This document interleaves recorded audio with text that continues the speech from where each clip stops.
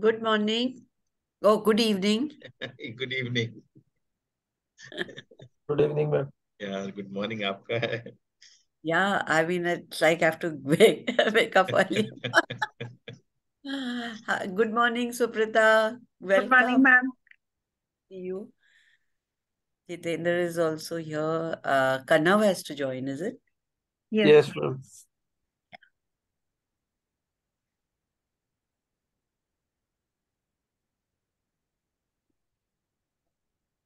तो डॉक्टर माधुरी कैसे करना है? Will you be introducing or कैसे आप कैसे करना Yeah, चाहेंगे? I can do that. I'll introduce the topic and then hand over to you. And then you can tell about the speakers, how they're going to this thing. Is that okay? Sure. Yeah. And the same way what we'll do is while one person is speaking, the other person or any of us can keep answering the questions. Okay, so Yes. you want the question in the chat box? Chat box, because those are questions. If there are some ones which we want to take in the end, we can, because there are some chota ones which we can leave those which we want in the end. But there are some very individual kind of chota things which we can probably just type out that. Sure. Sir, are we good to start or we will wait for another few minutes? You can start now. Okay, sir. So, good evening and welcome to one and all. I am Shweta from Clarnet, the designated session assistant for a seamless experience of the session. Clarnet is very proud to be a digital partner for this event organized by Indian Society of Pediatric Nephrology. And the topic of today's session is Module 5, Voiding Physiology and Nocturnal Enuresis. Clarnet is India's most trusted and widely used digitech platform with multiple enriching services exclusively for doctors. So let's begin today's session, for which I would like to hand over this session to Dr. Jitendra sir. Over to you, sir. Thank you, Shweta. So good evening, everyone, once again, and thank you for joining us today again. So this is 24th webinar in the NEfPRO series, and as topic already been, described, it's widening physiology and with combination of nocturnal enuresis. So before we begin the main topic, we will have the pre-test related to this topic. And for pre-test, I'll be sharing the link in the chat box. So delegates, you can attempt that. So you will have 7 to 8 minutes to answer these 10 questions. So I've shared the link in chat box. You can attempt from there.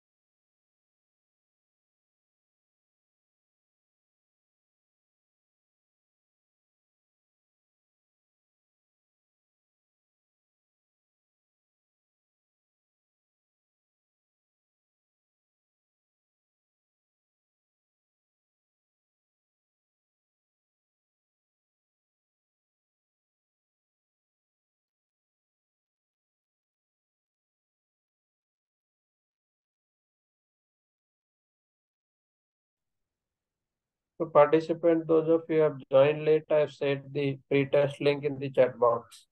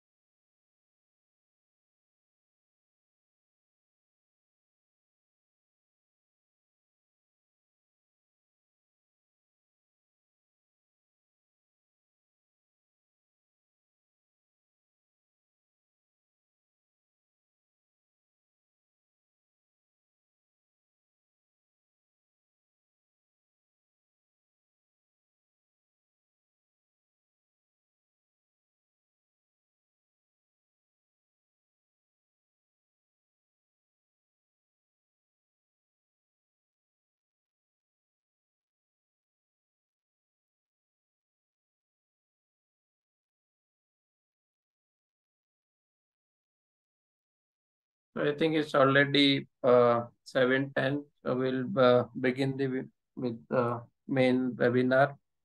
So so today's session will be moderated by Lieutenant General Dr. Madhuri Kanetkar and by Professor Pankaj Hari. So I'll hand over the session to them. Sir, sir and ma'am, over to you. Yeah. Thank you, Jitender, and all the participants. Thank you for joining today for this second listing on Kahoot and UTI. On behalf of my co-chairperson, Dr. Pankaj Hari, I welcome you all. And before he introduces our speakers for today, I'd like to remind you of where we broke off last time. We had had a very interesting session on urinary tract infection, reflux, and in that we had introduced the new concept which has now come in from the previous guidelines, where we are giving a lot of importance to evaluating bowel bladder dysfunctions. So the importance of the bladder for its role in refluxes, for its role in UTI was already introduced to you, and therefore in continuation of that, this session and the next session is going to highlight how do you really understand this concept, how do you evaluate it. So I think this is a very important topic, and we would be covering today's lecture in the physiology of the voiding function itself, the physiology of the bladder, and how that translates into a bowel bladder dysfunction, which presents with, again, your UTI and etc. And how to evaluate that. And also we would be talking about the simplest form of the voiding disorder, which we commonly see, and that is nocturnal enuresis. So for that, we have two speakers, and I'll request my co-worker, co-chairman, Dr. Pankaj Hari, to please introduce the two speakers and their topics. Thank you, Madhuri. First, we'll have a talk on voiding physiology and nocturnal enuresis by Dr. Lieutenant Colonel Suprita Kalra. She's a professor of pediatrics and a pediatric nephrologist from CHSC Pune. And this will be followed by two cases that will be discussed by Dr. Kanavanan, who is a consultant pediatric nephrologist at the Sir Gangaram Hospital, Delhi. So I now hand over the session to Dr. Suprita Kalra to begin her talk. Thank you, sir.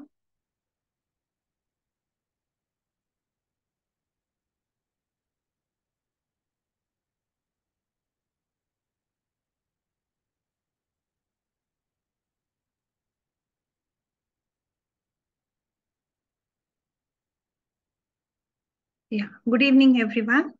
So it's my privilege today to participate in this session on voiding physiology and nocturnal enuresis in this first session of online teaching by ISPN in pediatric nephrology. And I'm very grateful to be speaking in a session where I have my teachers as moderators today. And so we go along, as we go along, I hope that you'll be able to ask a lot of queries in the chat box, and they will be hopefully addressed as the seminar progresses. So our learning objectives today will be to learn and understand the anatomy of the urinary bladder and its innervation, the physiology of micturition, the standard definition of the various lower urinary tract symptoms, the etiopathogenesis of voiding dysfunction and that of nocturnal enuresis, and management of a child with such symptoms. So as we begin, we need to begin always at the beginning for a deeper understanding of what we are talking about. So let's talk briefly of the physiology of micturition. And we know that micturition is divided into two basic phases: the storage phase of the bladder and the voiding phase. The storage phase is essentially is under the sympathetic innervation of the bladder through the hypogastric plexus T10 to L2, which leads to a relaxation of the detrusor muscle. That means the bladder muscle is relaxed and is able to store the urine that is being formed. And at the same time, there is stimulation of the urethral sphincter, so that there is no incontinence of the urine that is being stored. In the voiding phase, the exact opposite happens under the parasympathetic stimulation from the sacral micturition center via the pelvic nerve. That is, there is contraction of the detrusor muscle and the sphincter relaxation. Somatic inputs are provided via the pudendal nerve, which relax the external urethral sphincter for the voiding to take place. This is depicted in the cartoon here. And like we just talked about, the parasympathetic and the sympathetic nerves supplying the bladder, and also the fact that it is under control by the pontine micturition center, and also under a higher control from the cerebral cortex, which actually helps the child or the adult to void at places and times which are socially acceptable. So how does a person from baby to a child and then thereafter in adulthood have a maturation of voiding? In the neonates, it was initially thought that voiding is purely spinal, but we now know that even a neonate has awareness of voiding. Though they have small frequent voids every 1 to 2 hours, and there is an immature pattern of interrupted detrusor sphincter discoordinated kind of voiding, and then thereafter there is gradual increase in the voided volumes and duration between the voids. The sequence of achieving continence starts from nighttime fecal continence to daytime fecal continence, then daytime urinary continence, and followed by nighttime urinary continence. So when we talk of incontinence, we essentially mean that there is leakage of urine involuntarily, whether it is continuous or intermittent. And the continuous incontinence can be primary or secondary, and the intermittent can be daytime, nighttime, or both. Now, when we talk of continuous urinary incontinence or leakage of some amount of urine continuously, The causes that we need to think most primarily are anatomical causes, like a fistula somewhere beyond the sphincter, or neurogenic bladder because of a problem in the spine, and dysfunctional voiding a little down the cards. Whereas in intermittent voiding, which may be daytime or nighttime or both, dysfunctional voiding is, especially in older children, is far more common as a cause, though we always need to rule out anatomic and neurogenic causes. So coming back to how we correlate these filling phase disorders, and so how we correlate the filling phase with a disorder and the symptoms that they may present with, and how an evacuation phase disorder will present. So the filling phase disorder or the storage phase that we were talking about most commonly is what is known as the overactive bladder. Now, the overactive bladder has uninhibited detrusor contractions during the storage phase, which you will recall that we just said that actually where the detrusor should have been relaxed. So these children present with urgency, urge incontinence, urinary frequency, daytime urinary incontinence, and maybe nocturnal enuresis. And because of all these urgencies and urge incontinence, these children devise various holding maneuvers. Now, evacuation disorder, when the child is unable to pass the urine, the voiding phase or the micturition phase is interrupted because of a simultaneous contraction of the sphincter when the detrusor muscle is also contracting. So that means the sphincter, instead of relaxing, is contracting when the bladder muscle is contracting in a neurologically intact child, creating a dyssynergia. The other end of this spectrum is the underactive bladder, which is by some authors believed to be the extreme end of an overactive bladder, which has gone into a sort of myogenic failure. Now, these children have poor contractility of the detrusor muscle, they have infrequent voiding, and they have overflow incontinence. And because they are unable to empty the bladder regularly, they are also prone to urinary tract infections. The most extreme of these symptoms is what is called the non-neurogenic neurogenic bladder, named by the person who first described this as the Hinman bladder, which presents with incontinence, urinary tract infections, and constipation. And because it is actually all the symptoms are like a neurogenic bladder, such causes need exclusion. And when we evaluate these children on an ultrasound may show a thickened bladder wall, increased post-void residues, and these children merit a MCU, that means a micturating cystourethrogram, to rule out anatomical causes, and they may show the classic thick trabeculated bladder wall with irregular trabeculations producing the classic Christmas tree appearance, and with secondary back pressure changes which produce VOR. These children may progress to CKD if not addressed timely. So let us briefly go through the various definitions of voiding disorders given by the International Continence Society in 2017. So when we say that a child is having decreased daytime voiding frequency, it is 3 or lesser voids per day. And increased daytime voiding frequency is 8 or more per day.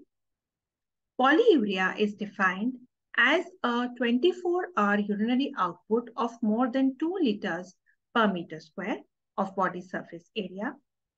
Expected bladder capacity is something that we need to calculate whenever we talk about maximum voided volumes and whether child is having low bladder capacity or large bladder capacity.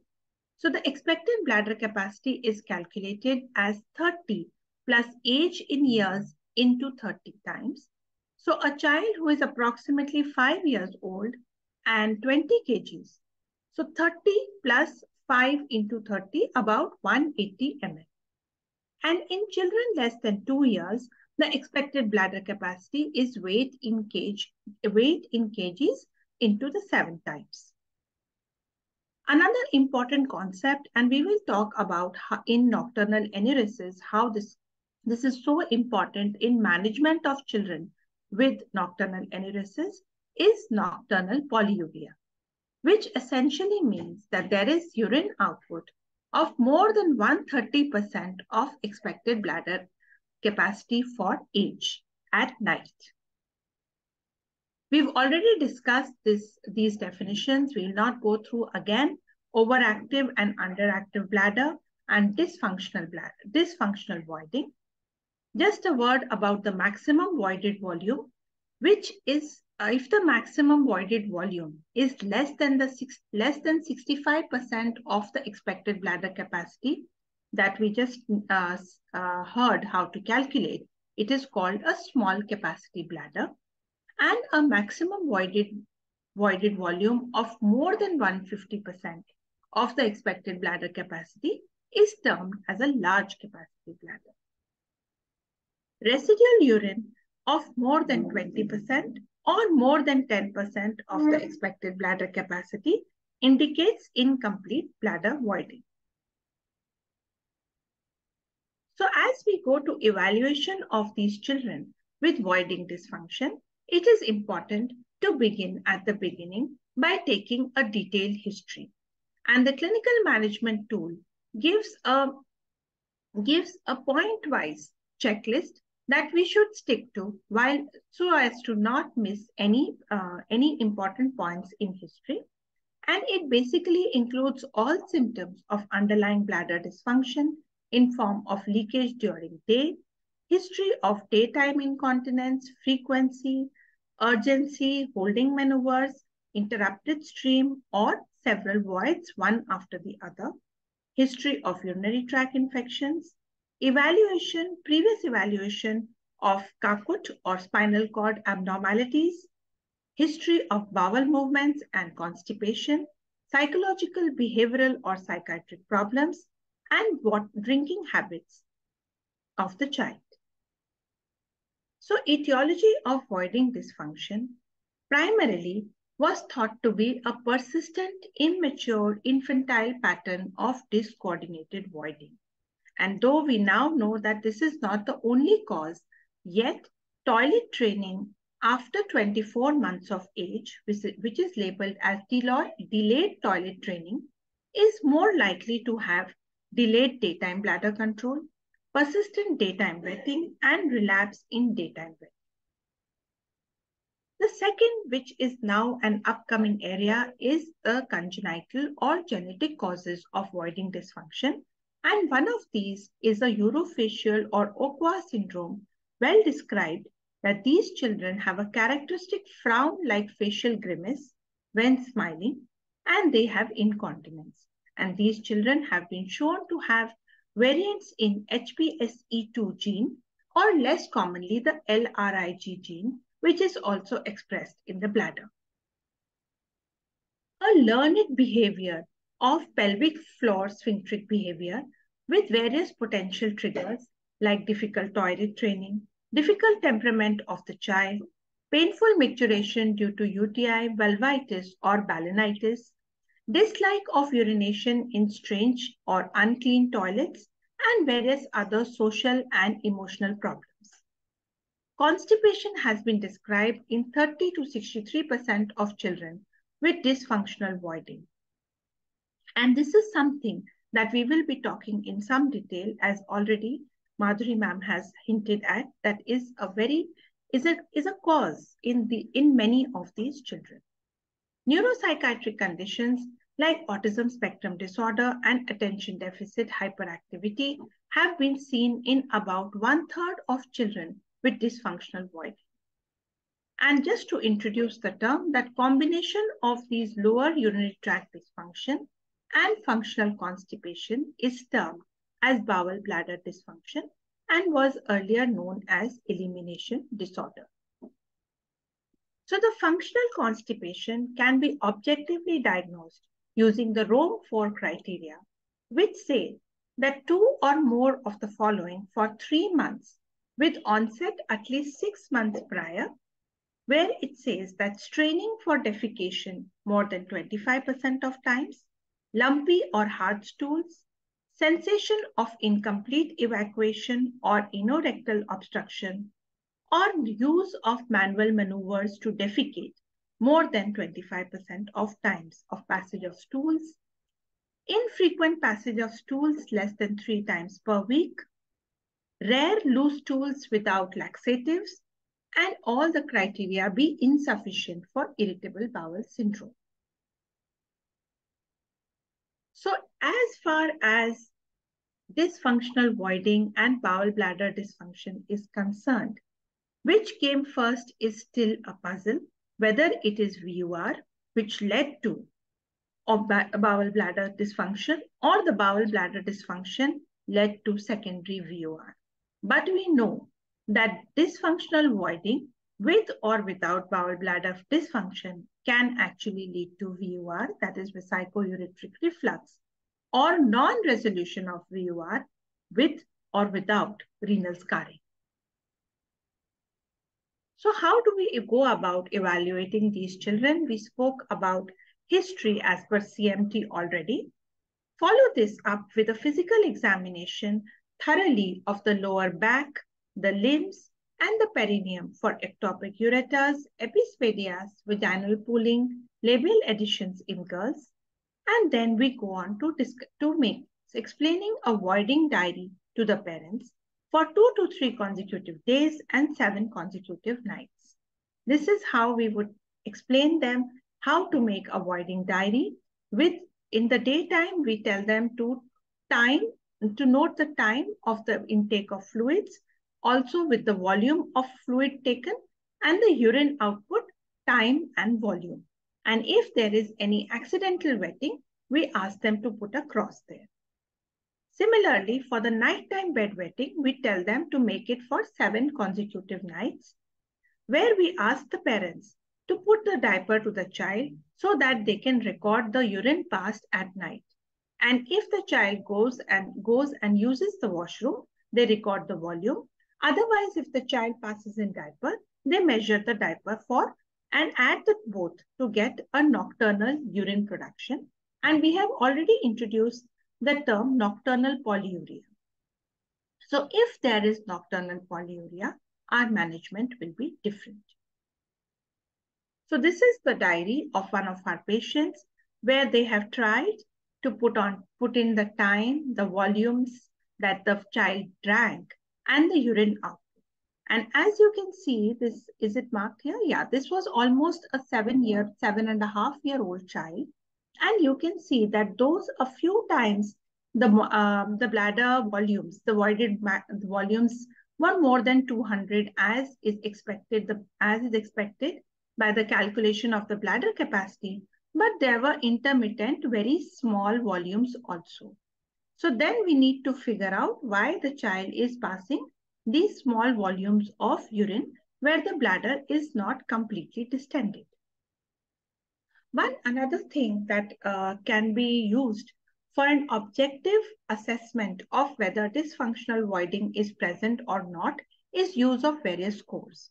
And though various scores are available, possibly the most commonly used and validated in children is the DVISS score described by Farhat et al. In way back in 2000. And it helps us to say objectively and score whether the child wets during the day, during the night, and how wet is it, and how common or how prevalent are the other symptoms like straining, intermittent voiding, and sudden feeling to urge to urinate immediately. Now, briefly, we will go through these investigations because they will be dealt with further detail in the next subsequent talks. But we need to rule out a urinary tract infection. So we first do a urine routine examination and a microscopic examination for the WBCs per high power field. We can see urine for protein if there is any suspicion of a cause of proteinuria, and we can see urine for sugar. A good ultrasound of the kidneys and bladder will show us the status of the bladder, including bladder wall thickness, post-void residue, the wall irregularity, and also whether there is any hydroureteronephrosis suggestive of a vesico-ureteric reflux or other cacut, and whether the kidneys are small or shrunken as in CK. When we do a MCU, if there is suspicion on ultrasound or if there are recurrent UTIs, then the micturating cystourethrogram may show the spinning top configuration of the bladder, as we already saw in bladder dyssynergia, and it may show the VUR. It is sometimes useful to rule out a bladder outlet obstruction, especially in boys, which may have been neglected all along and is now presenting as dysfunctional void. MRI spine is done in children where there is a strong suspicion of T3 cord or other spinal lesions on clinical history and examination. Uroflowmetry allows us measurement of the rate and the voided volumes and pattern during urination. A bell-shaped curve is normal, whereas children with overactive bladder show a tower-shaped uroflowmetry curve. The children with dysfunctional voiding have the characteristic staccato-shaped curve, where the staccato shape is produced due to straining, then interrupted stream, and straining some more against a sphincter which is contracting when the bladder muscle is also contracting. In an underactive detrusor, it is not able to sustain the rates and there is an interrupted flow curve. Urodynamic studies are rarely required, and most children, as was shown by ma'am herself in her study, that most children with a good history, voiding diary, ultrasound with or without uroflowmetry will suffice. But children with neurogenic bladder, refractory urinary and fecal incontinence, with bad bladder trabeculations and funneling of sphincter on MCU, and who fail to respond to therapy may require urodynamic studies, where we put EMG electrodes and calculate the detrusor pressure, that means the bladder contraction pressure, as intra-abdominal pressure minus the intravesical pressure. And this detrusor pressure of more than 40 centimeter of water, or the bladder capacity less than the expected bladder capacity, can then be addressed and customized as per the child's finding. Now with this, I think we will move on to nocturnal enuresis, which actually means a nighttime sleep time voiding involuntarily by the child. Now we know that most children up to 85% are dry by 5 years of age, but this 15 to 20% of children may continue to have nocturnal enuresis up to 7 years of age. It is initially more common in boys, almost twice as much than girls, but thereafter in adulthood, there may be no gender difference. And the prevalence rate in adulthood is 2 to 3%. So just to repeat the definition for reinforcement, that it is nocturnal enuresis is normal, nearly complete voiding at wrong place and time at least twice a month after the 5th year of life during sleep. It is called primary when child is never achieved nighttime control. Secondary, when the bedwetting starts after dry period of at least 6 months. And monosymptomatic when there are no other lower urinary tract symptoms during the day or night, and non-monosymptomatic if there are other lower urinary tract symptoms. The etiology of nocturnal enuresis also includes a maturational delay, and it has been shown that if one of the parents had nocturnal enuresis, then there is up to 40% of chance that the child may also have nocturnal enuresis, and this increases to about 70% if both parents are affected. And linkage studies have shown this to be linked to 4 chromosomes, 8, 12, 13, and 22. The enure gene on the long arm of chromosome 13, which has an autosomal dominant inheritance with reduced penetrance, has been found in up to 50 to 60% of children with nocturnal enuresis. Sleep disorders. So essentially believe that these children had impaired arousal. We'll just talk about this in a little more detail, but now we know that various sleep disorders affect these children with nocturnal enuresis, and there may be difference in the sleep disorders between children with monosymptomatic and non-monosymptomatic nocturnal enuresis. A lack of circadian rhythm or impaired response of kidneys to antidiuretic hormone may produce a nocturnal polyuria, and these children then can have nocturnal enuresis. A reduced functional bladder capacity and psychogenic factors are identified in secondary enuresis. The warning signs in nocturnal enuresis include weight loss and excessive thirst, especially in secondary enuresis, which because they may indicate diabetes. Excessive thirst with nocturnal enuresis, primary or secondary, may indicate a tubular disorder, which can be primary or secondary to Kakut. Voiding difficulties during the day, which must tell us that this is not just primary monosymptomatic nocturnal enuresis, but maybe dysfunctional voiding or maybe anatomical or neurological in origin.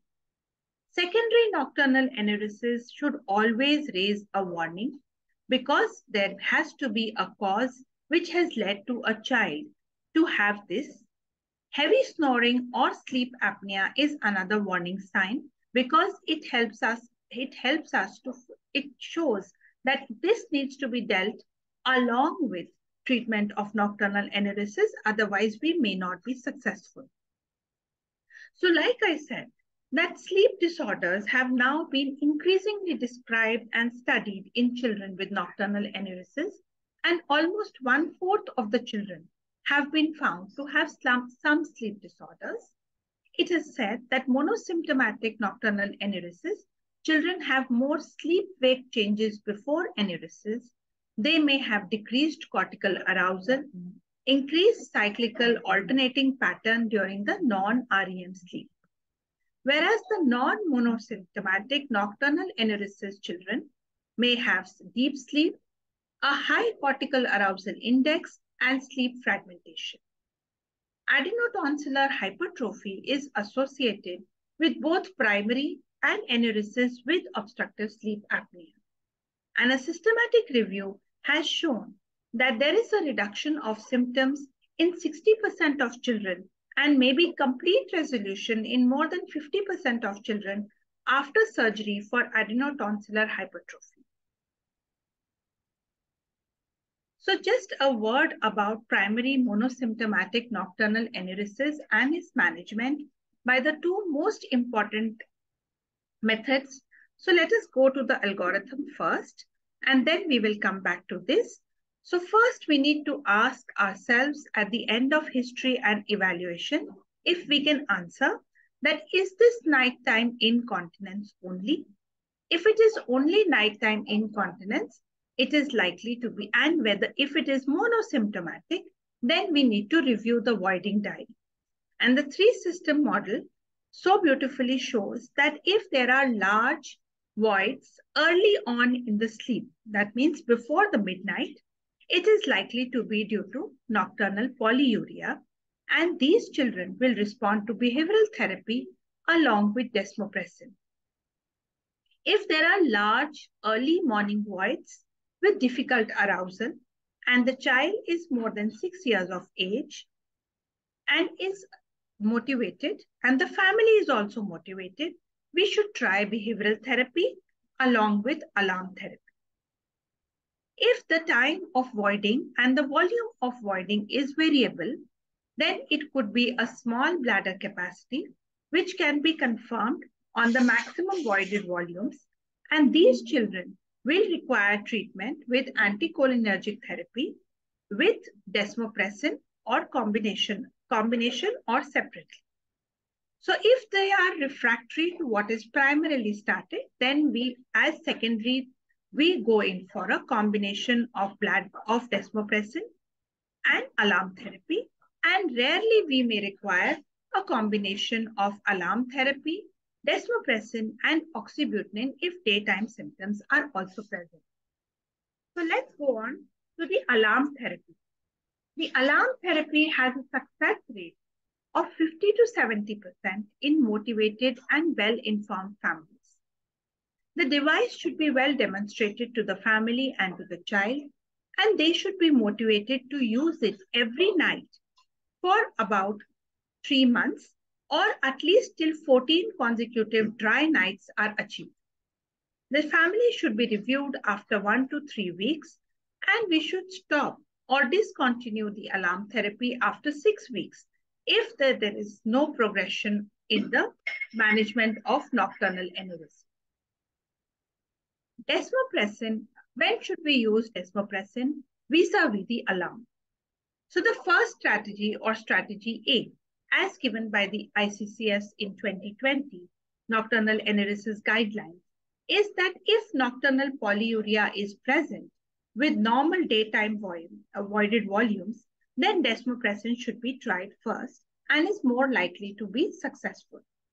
If nocturnal urine output is normal and the maximum voided volumes are low, the alarm is provided.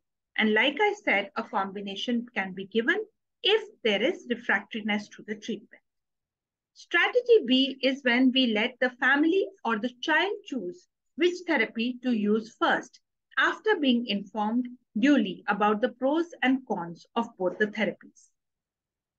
This is an image of the enuresis alarm, now easily available in India.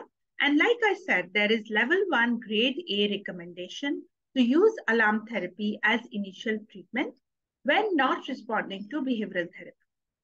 An alarm should be worn every night for 2 to 3 months or 14 consecutive dry nights.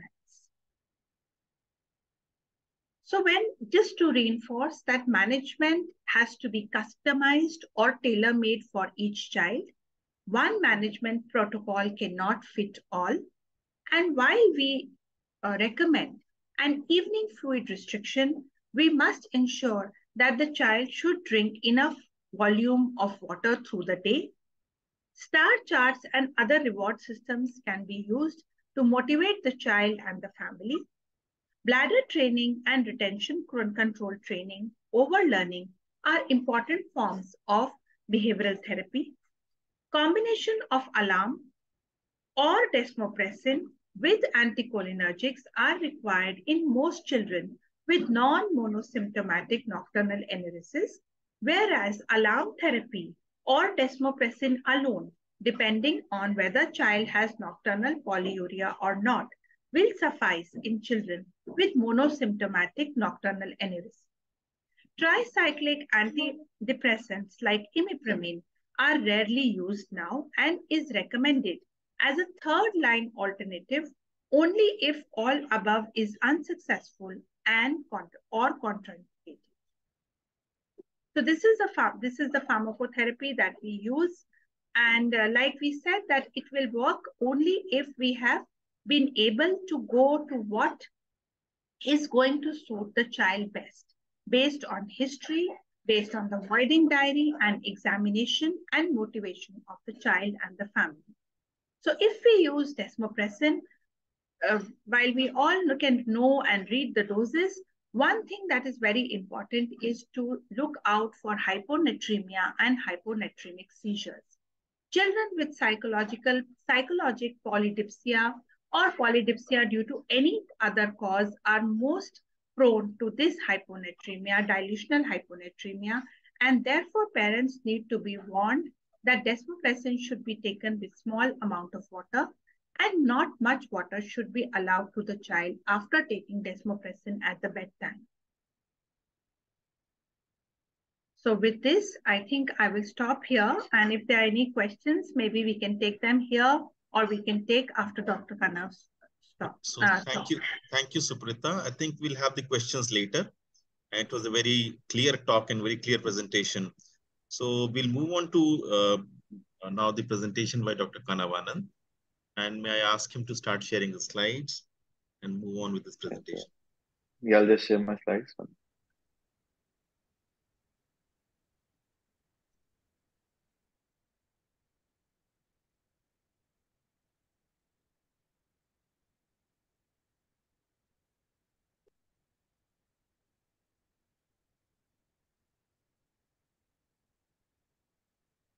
Are my slides visible, sir? Yeah. They're visible. So thank you very much.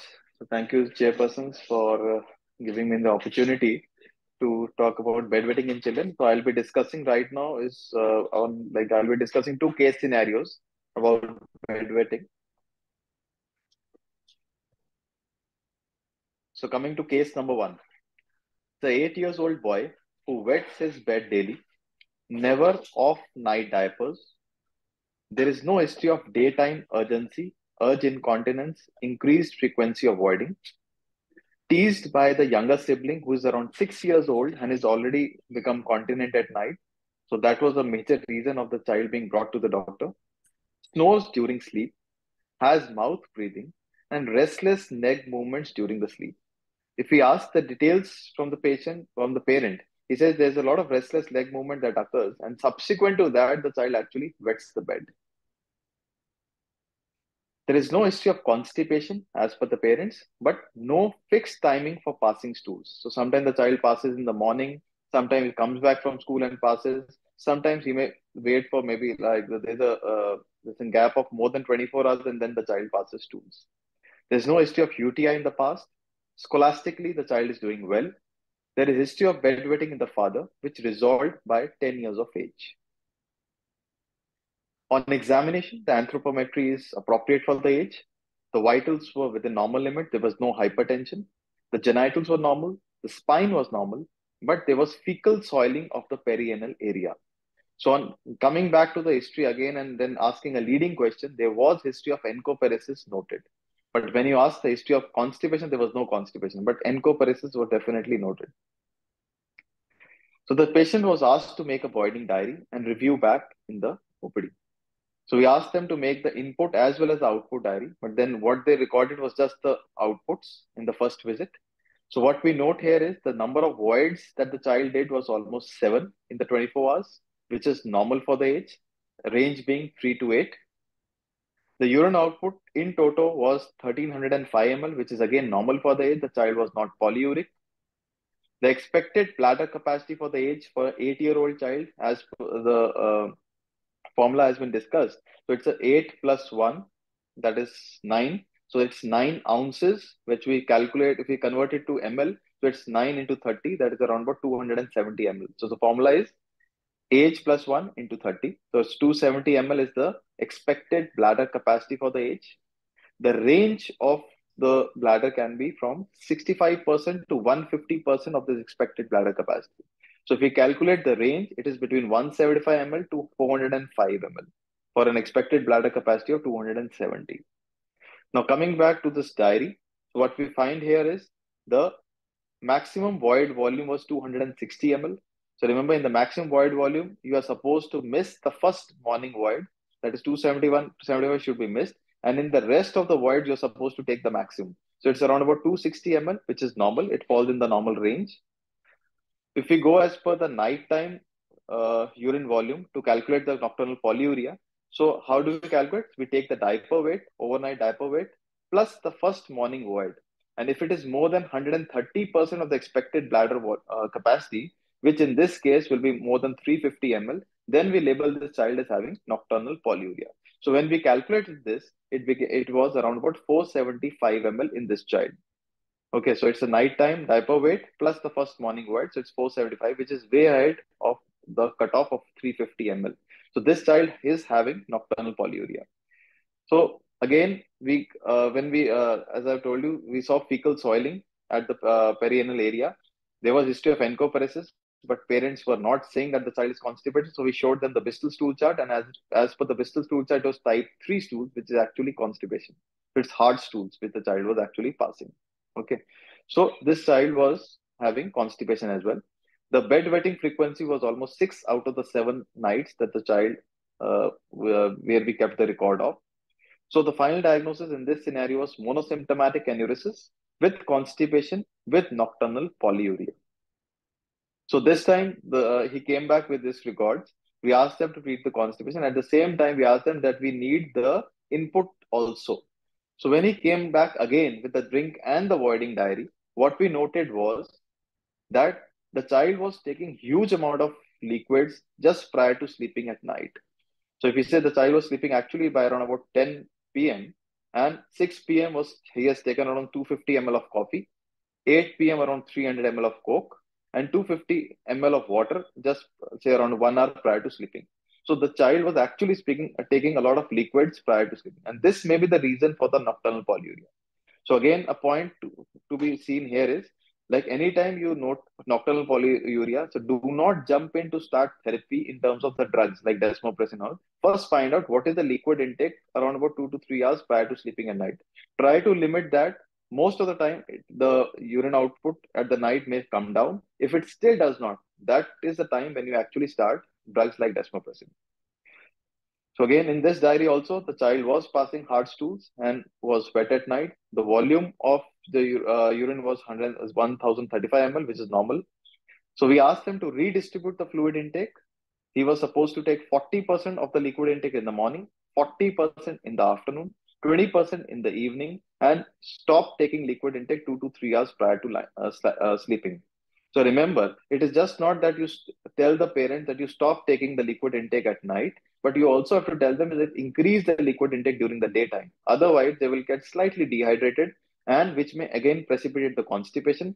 Secondly, if the child is not taking enough liquid in the daytime, nighttime thirst will definitely be much higher. That constipation was being asked for, was managed. So coming to when the child came for follow-up at 3 weeks, we reinforced adequate drinking during the day, asked for restriction of fluid intake 2 hours prior to sleeping at night, asked them for voiding at bedtime. Again, coming to the quality of liquid that the child was taking or the type of liquid the child was taking, he was specifically asked, avoid taking tea, coffee, cold drinks, soda drinks in the evening time and the night time. 2, cut down the salt intake in the evening time. Do not take high salt intake during the night, which again increases the urinary volume because of the solute load. And he was also asked to just limit the liquid intake prior to sleeping. So constipation was managed with the help of laxatives. Because of the you can say snoring and the mouth breathing, he was asked for a lateral view X-ray of the neck, and where we confirmed that the child was having adenoid hypertrophy, for which the treatment was initiated, the medical therapy. So now, when the child came to us at 10 weeks of the initiation of the urotherapy, what we noted was that he was taking good amount of liquid intake during the day. Night, he had actually restricted the liquid intake, and the constipation was well managed, but still the urine output at the night means the nocturnal polyuria was still there. The child was still passing 400 ml of urine at night, and with this kind of management, the bedwetting frequency from six to 6 times per week has come down to 4 to 5 times per week, but it was still on the higher side. So we thought of adding desmopressin to this child. We started the melt tablet formulation, which is a sublingual formulation. 120 micrograms was started sublingually 1 hour prior to sleeping at night. We restricted the evening fluid intake to less than 200 ml, with the last drink being 1 hour before the tablet. Follow-up at 2 weeks, we noted that the nocturnal polyuria had significantly reduced. The bedwetting frequency had decreased to 1 to 2 times per week from 4 to 5 times. At 6 weeks of follow-up, the nocturnal polyuria is completely resolved, and there was no bedwetting noted in the last 10 days. Eventually, at 12th week, we started tapering of the desmopressin and was stopped completely by 17th week. Now, the tapering was done in the format of, say, around about the child was taking 7 days a week. So after 1 week, it was dropped to around 6 days a week, then 5 days a week, 4 days a week, 3 days a week, 2 days a week, and eventually it was stopped, while ensuring the adequate adherence to the urotherapy. So remember, if the child does not adhere to the urotherapy, again, the chances of the relapse is pretty higher.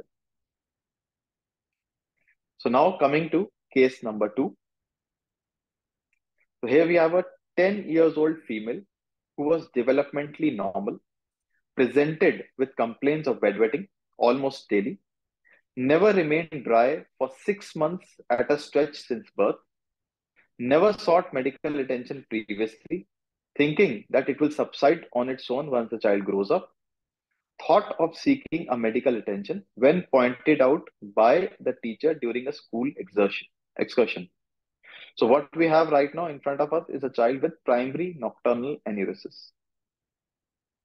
So coming to the history again, the child used to pass 12 to 14 times urine during the daytime, could not hold urine longer than 5 to 10 minutes once the urge was there, had to rush to the washroom, else she would leak a little bit in the undergarment, suggestive of urge incontinence, often found to cross her legs and sit at the edge of the chair to hold back the urine, as seen in this picture, suggestive of holding maneuvers.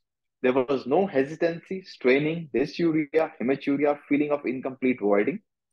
There was history of constipation, used to pass pellet-like stools, which is like Bristol stool chart 1, every 1 to 2 days, often had to strain while passing stools. So child was severely constipated. So now what we have in front of us is a non-monosymptomatic primary enuresis child with urgency, urge incontinence, holding maneuvers with associated constipation. Coming again, like asking the history further, there was 2 episodes of UTI in the past, treated with 5 to 7 days of oral antibiotics, never evaluated for the same. These were culture positive, clinical significant UTIs. There was no history of associated behavioral abnormalities. He was an obedient child, average scholastic performance. There was no history of weakness over the lower limbs. On examination, the height and the weight were in the normal centile. There was no pallor, no features of rickets. The child was found to be hypertensive. BP was 124 by 87 mmHg, which was significantly higher, and checked on multiple occasions.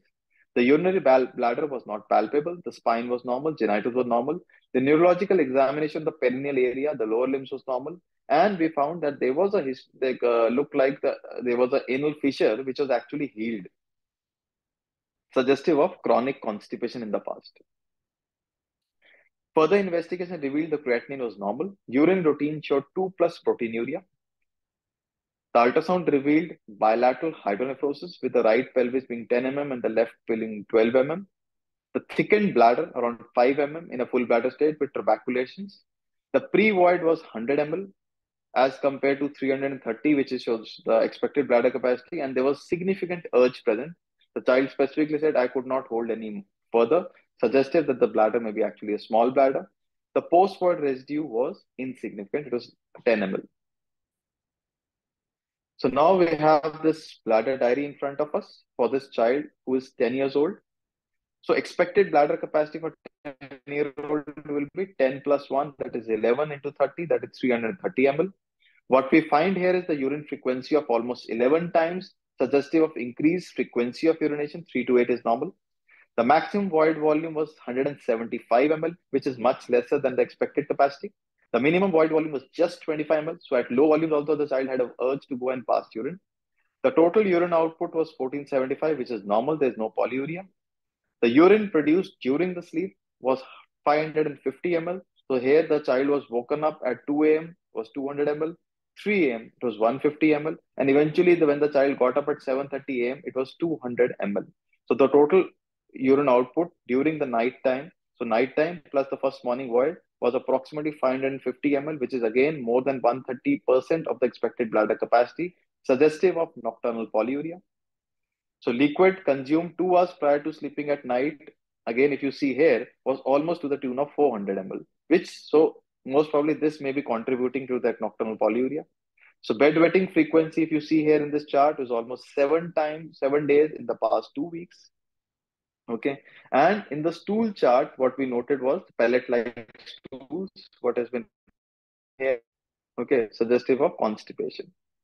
So a detailed bladder diary like this will also help you in deciphering what kind of management do you want to offer to this child. Example, you want to cut down the liquid intake prior to sleeping at night, 2 hours prior to sleeping, treat the constipation. If the bladder is small, Okay, treatment of constipation will definitely help in the reducing of the compression of the stools from back behind the bladder, resulting in a small capacity bladder, and maybe you will add on anticholinergics to increase the size of the bladder.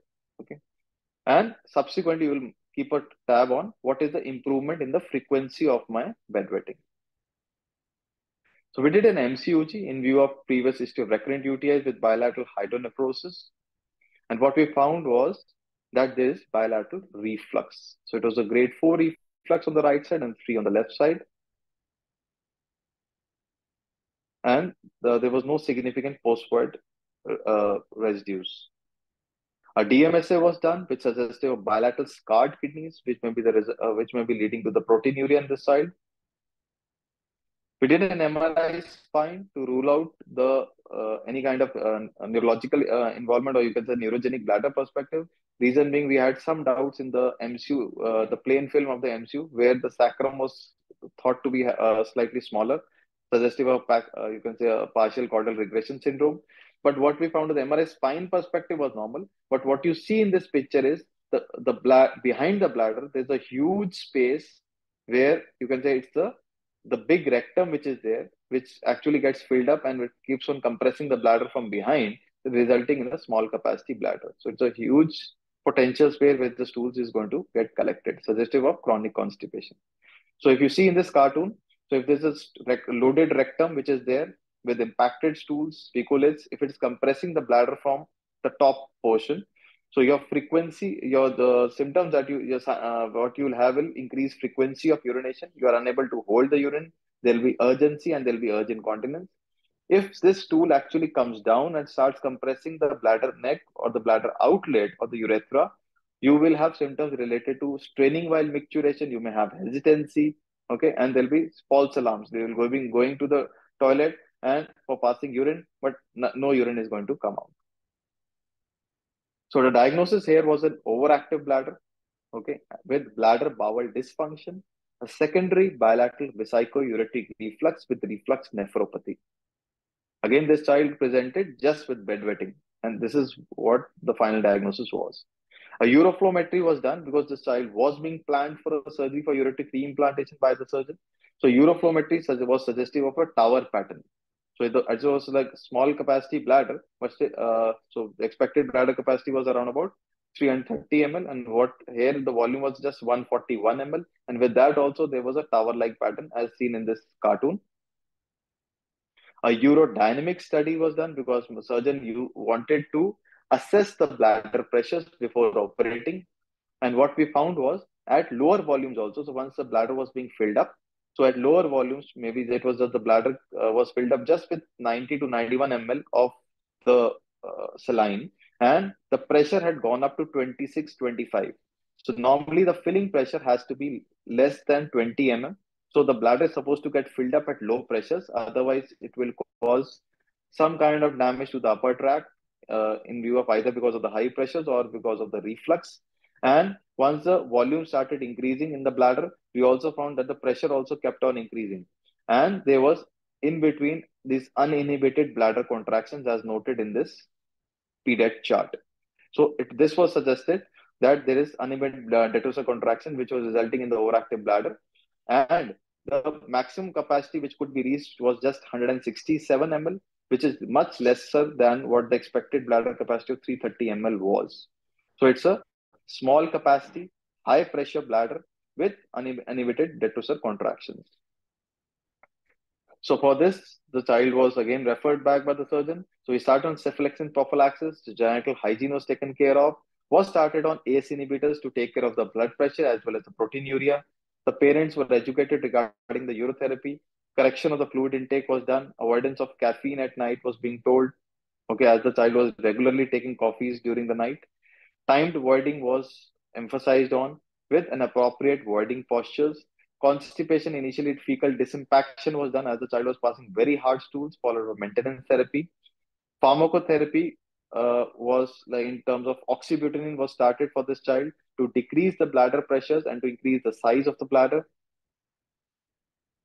And what we found was on the follow-up that there was a decrease in the urgency, frequency, the number of daytime incontinence episodes, as well as bedwetting. So this was a subjective improvement in the child.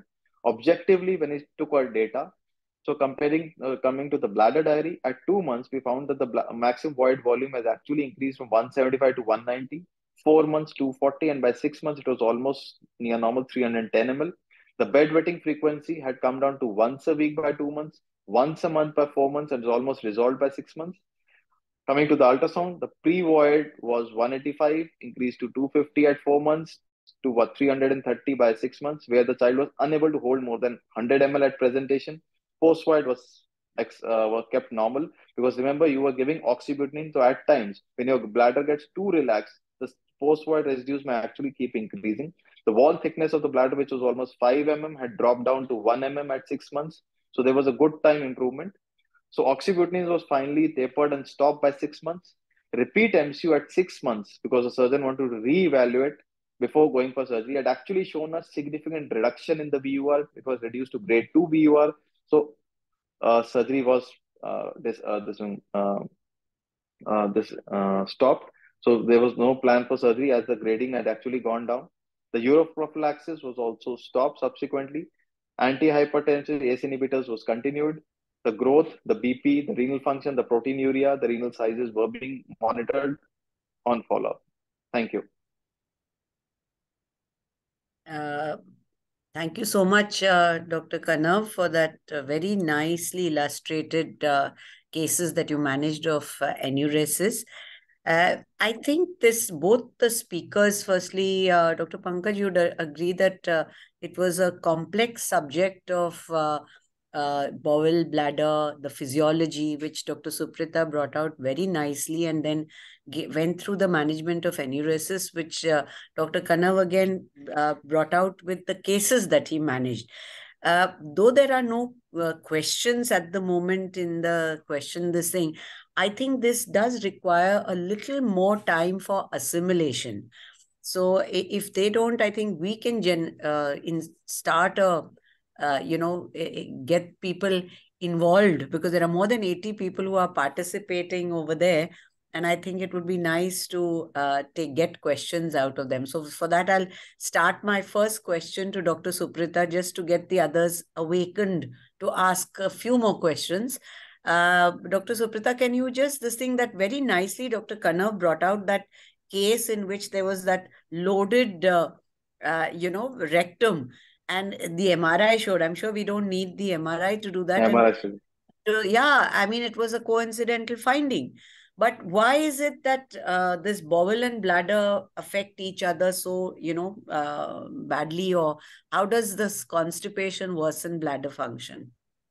So, like I said already, ma'am, that it may be the case of, it is as complex as what came first, the egg or the hen. But on a more serious note, we know that the anorectal canal, as well as the genitourinary system, has the common origin in the cloaca. And in the human body, anatomically, the rectal canal is just behind the bladder neck. So if it is loaded with, hard stools, pellet-like stools, which the child is not evacuating regularly, it is going to put an external pressure on the bladder neck, and it will prevent the bladder from completely voiding, and also may lead to kind of irritating the bladder, or leading to detrusor contractions in between, when actually the bladder is supposed to be filling during the filling phase. So it kind of leads to the dysfunctional voiding. And we know that when there is dysfunctional voiding, there is urinary tract infections, the constipation also worsens. So they both end up worsening or deteriorating each other and go hand in hand, and therefore need to be managed also together. Yeah. In fact, children, because they are wetting, they try to avoid drinking water, which really worsens the constipation, because they want to keep the bladder empty to avoid incontinence. So they drink less water and they this. So therefore, when you are very correctly, when you brought out amount of water that the child is drinking is also very, very important.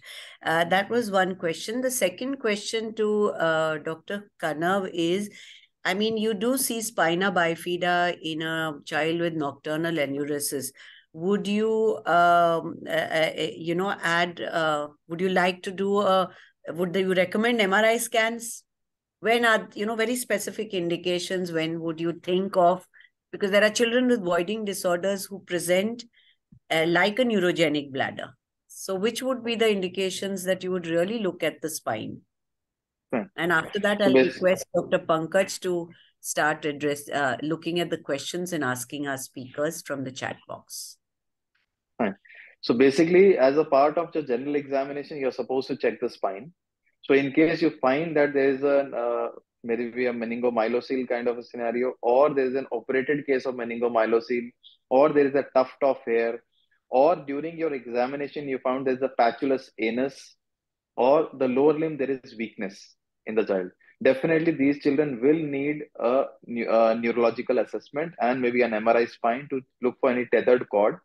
But just a mere presence of a spina bifida does not mean that you have to do an MRI for them. Yeah. So clinically, if the child does not fit into that case, you need not do an MRI. Here in the MCU, if you see the picture that I showed, the lower part of the sacrum was not visible at all. So we thought that this child may be having a partial, you can say a caudal regression syndrome kind of thing. So from that perspective, again, before the child actually goes in for a surgery, if we wanted to rule it out, because it was a low capacity, high pressure bladder. Yeah. Thank you so much. Dr. Pankaj? Yeah, so there are some questions in the chat box, and I'll just pass it on. So I think maybe Kanav can answer this. What is the usual protocol of tapering the alarm therapy? And of course, pharmacotherapy you already mentioned in your talk. So I am not very sure what the, so can you just answer this question of tapering the alarm also?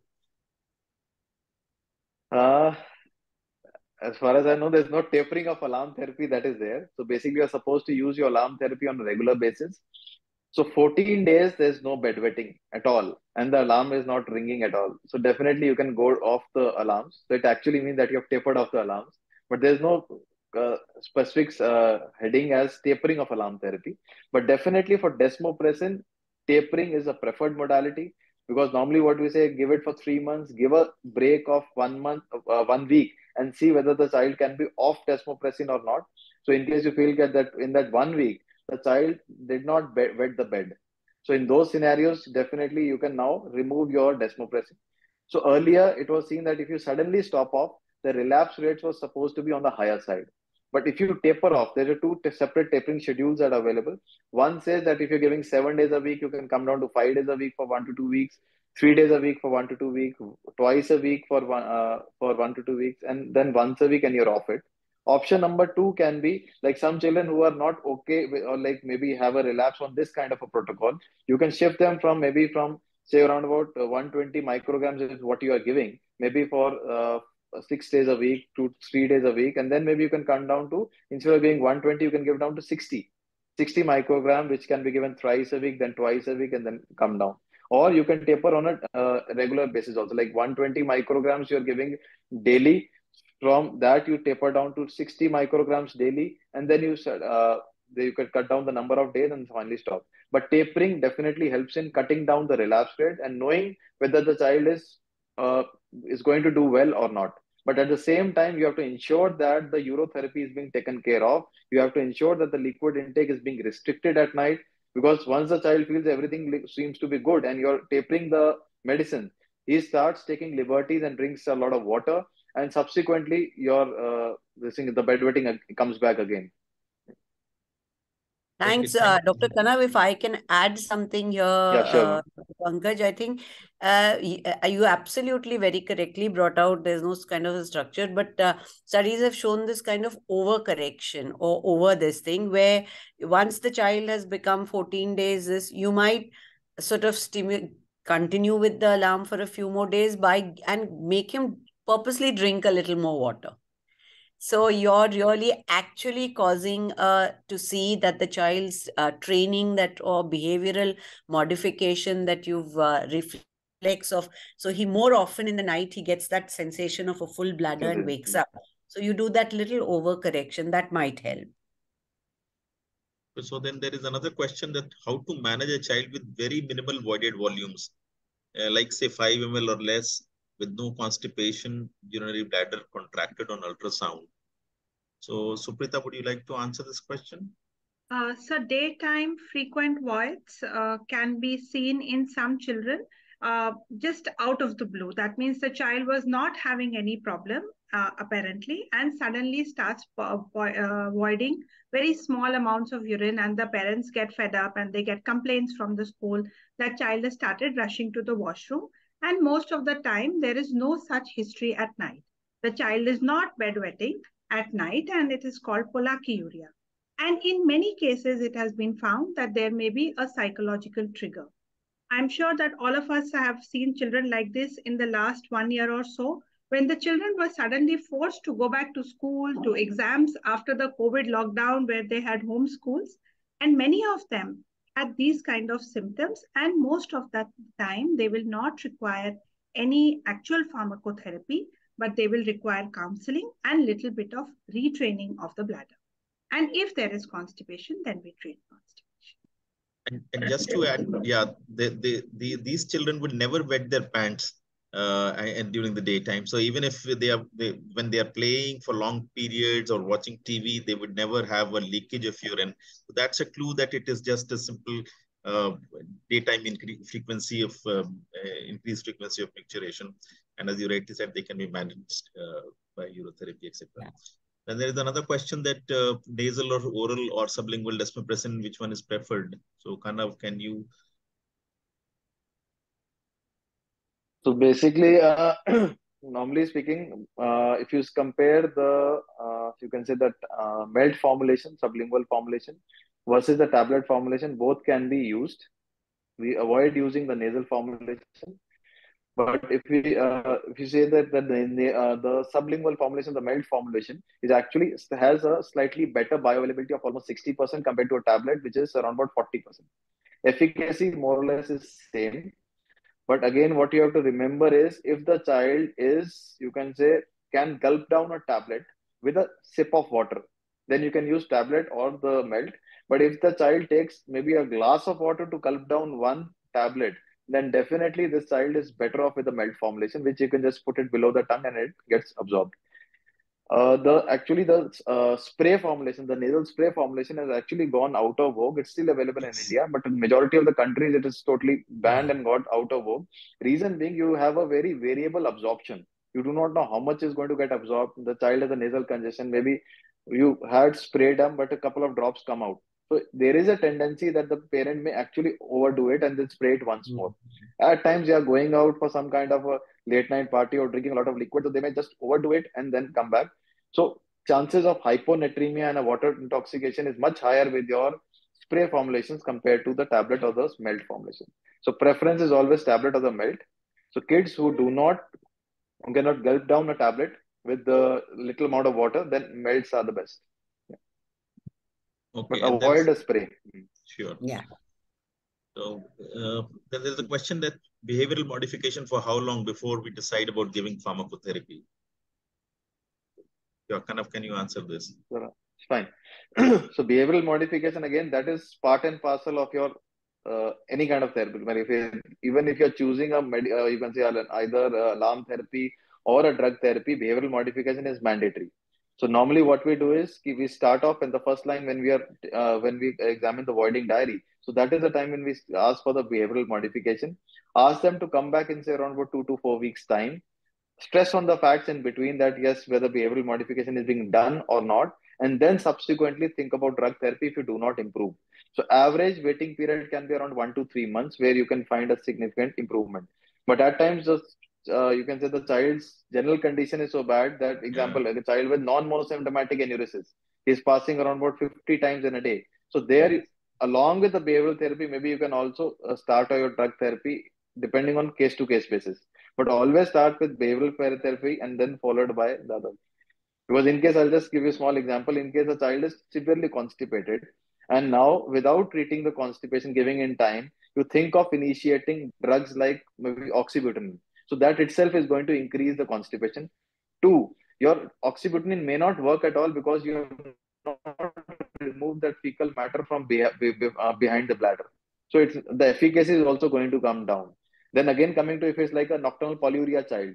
So it's where you think of adding a desmopressin. But again, the desmopressin efficacy is going to go down because you have not removed the stools from you. So behavioral therapy is mandatory. Now, how long do you want to wait? You can decide on case to case basis, but average around 2 to 4 weeks is minimum mandatory what you should wait. But maximum around about 3 months, not more than. Okay, that's very clearly answered. Now, there is a question for you, Suprita.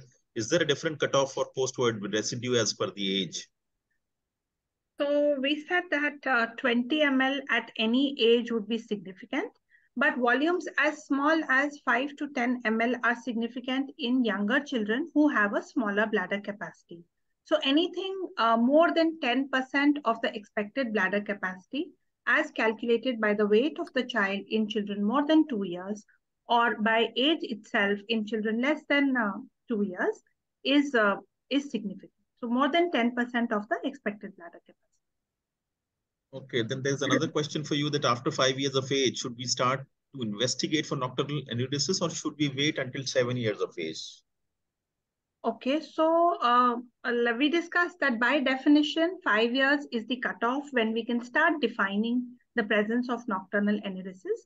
But we also saw that children will outgrow a significant proportion of children who have just primary monosymptomatic nocturnal enuresis are likely to outgrow. So we can take a call in, how significantly is this nocturnal enuresis affecting the quality of life of the child and the parents. But yes, are somewhere in next 6 months or so after the child is 5 years and still wetting the bed, we should be at least making it clear that it is monosymptomatic, starting with behavior therapy and maybe alarm. I think that was Can I add on a little bit? third. Yeah, Yes. even I would, Kanav, please add on and then I'd So I like just want to add on, like if the child is just monosymptomatic enuresis, so normally what we do is we just tell them the behavioral therapy part and the urotherapy part, just introduce them the topic of that, and at the same time tell them about the future, or you can say how the bedwetting is going to proceed. Means the 15% of the children are going to outgrow every year. So keep a tab on the frequency of bedwetting. If with every passing, you can say 6 months, there's an improvement which the parents are noting, then it's good enough. But if they say there's 1 year has passed, 2 years have passed, there's no improvement, then definitely this child needs to be evaluated. Two, if there is non-monosymptomatic enuresis, history of, you can say something like UTIs in the past or severe constipation, then definitely they need some kind of therapy right away. Otherwise, they are actually not going to improve with time. I think that was well said. I think one more thing practically one finds is how ready is the child or how motivated is the child. Because you have children who have, some 5-year-olds who are very concerned because if you realize in your behavioral modification, you need a commitment by the child and involvement by the child. So I think the pediatrician assessing whether the child is ready. If it's just the parents harping on it and, wanting to be very aggressive, then you would probably guide them and advise them to wait. But if you find the child is very alert, active to his problem, is discussing it with you that I would like to do it, I think you can start it earlier. Would you agree with that? Because I think that's important. Yes, Sure. ma'am, absolutely. Yeah, definitely. Yeah. Are there any other questions? I don't think so. There are not any further questions in the chat box. So should I just sum up the class of today? Ma'am, good evening, ma'am. Yeah, Jitender. Professor Bagga is Yes, also there, so we can have his comments as well before we. Okay, sure. Bagga sir.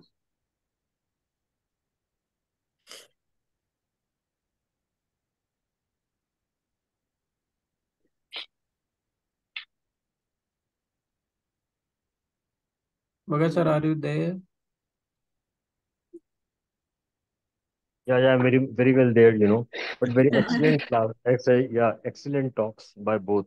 I think they were very well done, I think and very clearly explained. No, I think we've discussed almost everything. And my only question, Kanav, is that have you used the alarm therapy a lot? We have a certain kind of a diffidence in not using it, And because given that you are one of our, experts on on enuresis. So what's your status, with regards to alarm therapy? Is it while we hear a lot about it, at least I've never used in practice.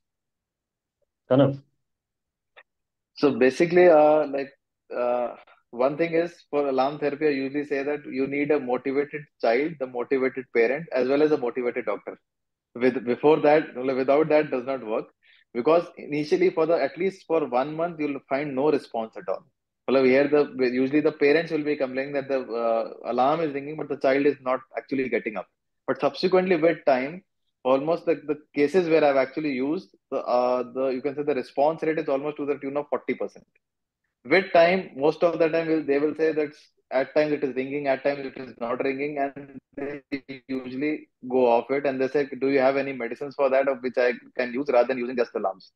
Again, coming to the quality of alarms that are available, like for a few patients, I've used the Malam alarm. Now, this is an FDA approved alarm which has a very high sensitivity. Like the moment a drop of urine comes in and it starts ringing, compared to what's available in the Indian market in Amazon, it's you can say there's 1,000 rupees alarm, 2,000 rupees, 5,000 rupees. But I've talked to one of the manufacturers for that, and he says I've actually converted the tank alarms, the water tank alarms, into this bedwetting alarms. So there, the sensitivity is pretty on the lower side, like you can say on the lower side. So unless that total the urine starts has come out and it's totally you can say the drenched the bed sheet, then only it starts the ringing. Second thing is we'll have to actually tell the parent that every time that you have used the alarm, you have to clean the electrodes. Because if they do not clean the electrodes and there is a lot of salt deposition on the electrode, next time it does not ring at all. So half the time they'll come back that we have purchased the alarm, but it's not ringing. So these are the major different factors where we cannot because of which the compliance becomes an issue. But again, out if we just ask from the parent that what you will prefer, an alarm versus a drug, they always prefer, okay, I will prefer a drug first. And majority of the time in my practice, they are referred patients where everything has been tried and now we have come to you and we are fed up of the disease. We need something where there is a fast response. So wherever they're motivated parents and everything is there, then definitely I prefer alarm. But in my practice, 90% comes as drug and 10% is alarms. For those who use it, almost 40% we get a response. 60% they will either opt out of it because they said, okay, I'm fed up with the alarms, I need drugs. So that is the ground reality what we have here. Yeah, thank you so much. But I think both the talks were very good, Dr. Kanitkar as well as Pankaj. Yeah. Excellent talks, Yeah, Yeah, thank you so much. very. Thank you, sir. Thank you. Absolutely. Thank you so much, sir. So I think this was a very, like Dr. Bagga brought out, a very, very important topic where a very simple, mundane bladder has such strong myoneurogenic control for just two simple functions of filling to capacity without leaking and voiding to completion without increasing pressures. I think that was the gist which Suprita very nicely brought out, and how when this goes wrong, you can, so if there's a take-home message, I think a structured, good clinical history, and I think Kanav also stressed upon the role of constipation, which we often neglect.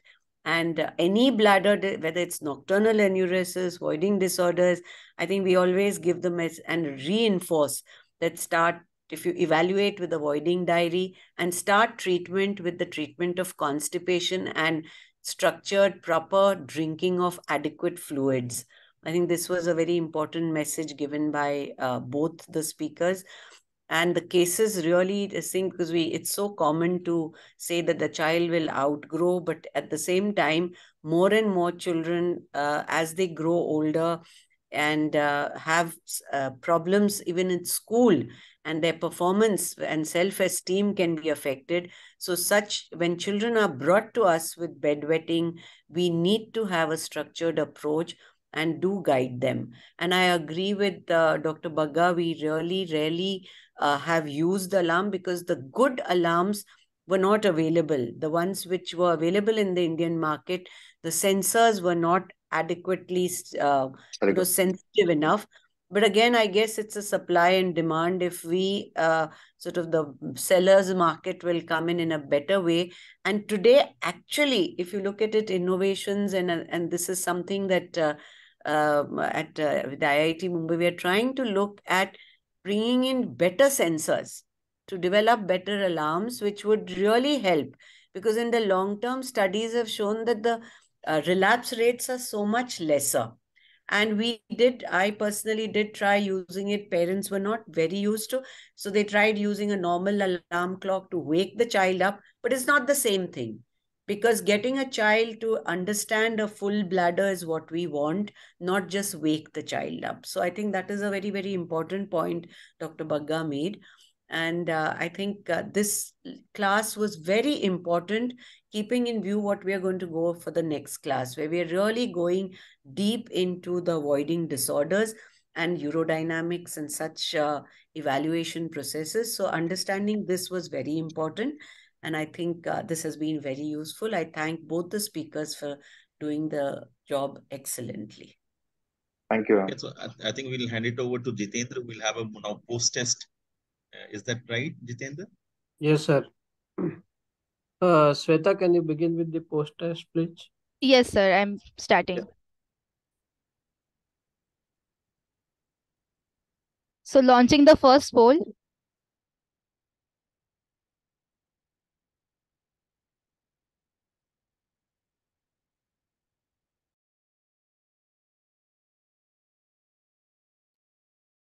$20 left.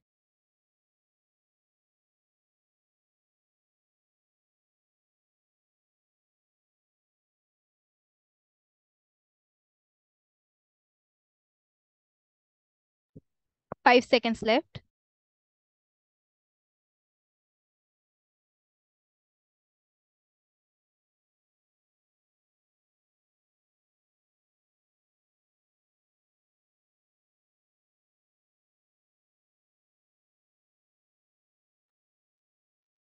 $20 left.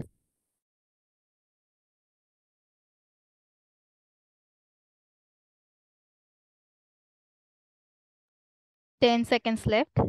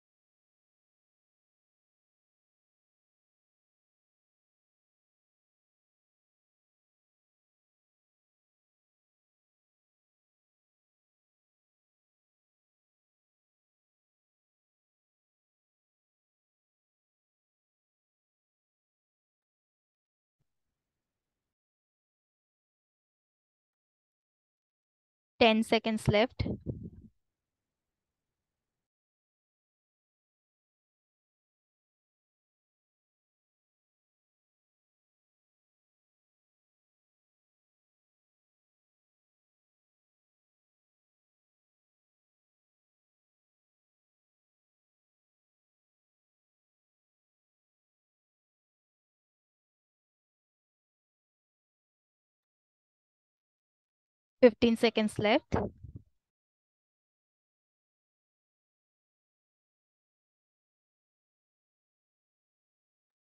$5 left.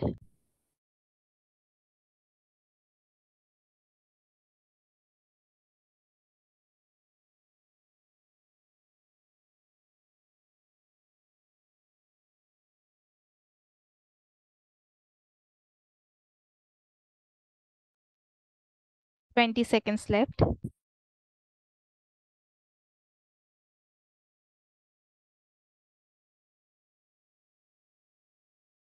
$10 left.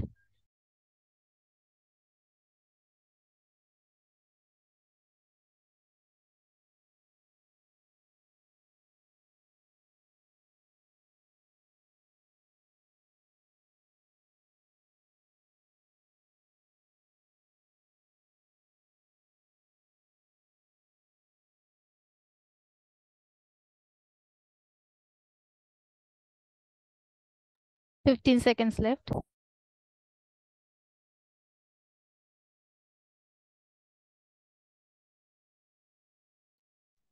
$5 left.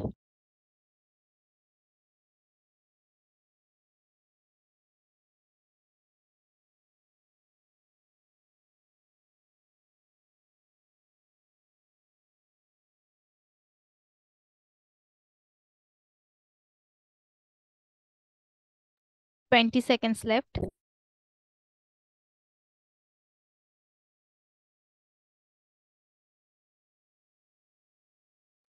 10 seconds left.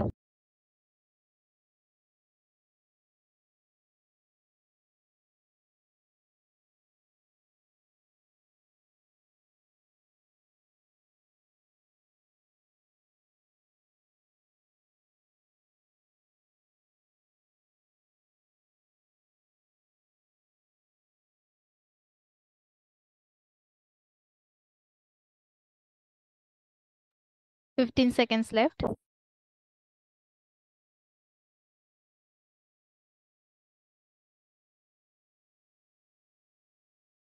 5 seconds left.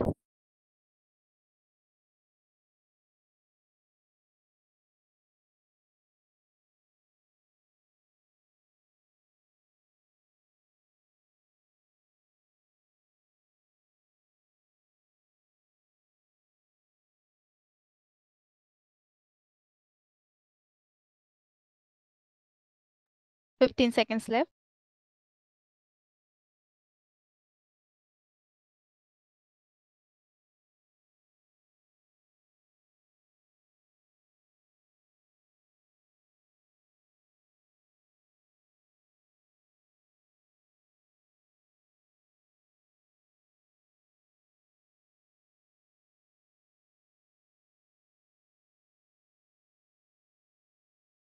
20 seconds left.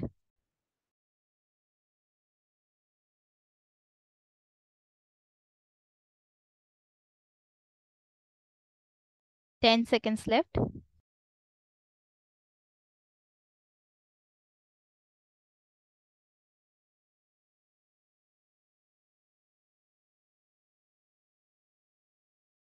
'So we are done with the polls. And Thank you, Shweta.